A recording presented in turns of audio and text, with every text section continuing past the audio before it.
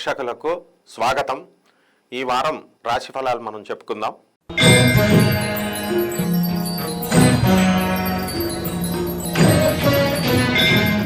కర్కాటక రాశి. ఈ కర్కాటక రాశి వారికి మిశ్రమదాయకమైనటువంటి ఫలితాలు ఈ వారం గోచరిస్తున్నాయి. మరి ఈ అష్టమ శని మీకు పనుల్లో ఆలస్యాన్ని, బద్ధకాన్ని పెంచుతుంది. ఇంతవరకు పూర్తి చేయనటువంటి పనులు కాస్త ముందడుగు వెళుతూ ఉంటాయి. మరి భాగ్యములో ఉన్నటువంటి రాహువు మీకు చక్కగా అన్ని పనుల్ని కూడా పూర్తి చేయడం జరుగుతుంది.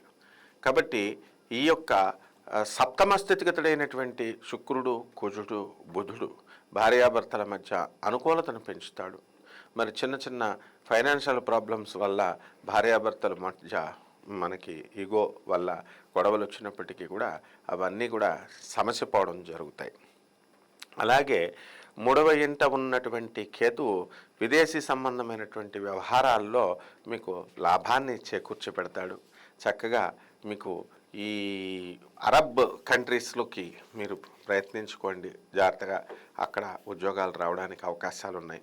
అలాగే విదేశీ సంబంధమైనటువంటి విద్యల కోసం స్టూడెంట్స్ ఎవరైతే వెయిట్ చేస్తున్నారో అటువంటి వాళ్ళంతా కూడా మనకి భాగ్య గురుడు మంచి యోగాన్ని ఇచ్చి విశ్వవిద్యాలయాల్లో మీరు కోరుకున్న చోట్ల సీట్లు రావడానికి అవకాశాలు ఉన్నాయి. కర్కాటక రాశి వారు మరి ఇప్పుడు వచ్చేటటువంటి అవకాశాలను మీరు వదులుకోకుండా మీ అవకాశాలను సద్వినియోగం చేసుకోవడం జరుగుతుంది. కొత్తగా నూతన వ్యక్తులు మీకు తారసపడడం జరుగుతుంది.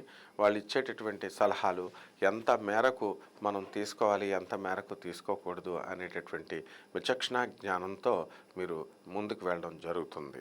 ఈ కర్కాటక రాశి వారికి వృత్తి, వ్యాపార, ఉద్యోగ విషయాల్లో మంచి రాణింపు ఉంది. చక్కగా ప్రమోషన్స్ ఇవన్నీ కూడా రావడానికి చక్కగా ప్యానెల్లో మీరు రిజిస్టర్ అయి ఉంటారు. ఆ తర్వాత రాజకీయ నాయకుల దగ్గరికి వచ్చేసరికి రాజకీయ నాయకులకి మంచి సమయం ఇది, గెలవడానికి అవకాశాలు ఉన్నాయి. అలాగే ఈ సంతానము లేనటువంటి వాళ్ళకి సంతానం కలగడానికి అవకాశాలు ఉన్నాయి. మరి ఈ పెళ్లి కానిటువంటి వాళ్ళకి వివాహాలు కుదుర్చుకొని పెట్టుకోవడం చేస్తారు.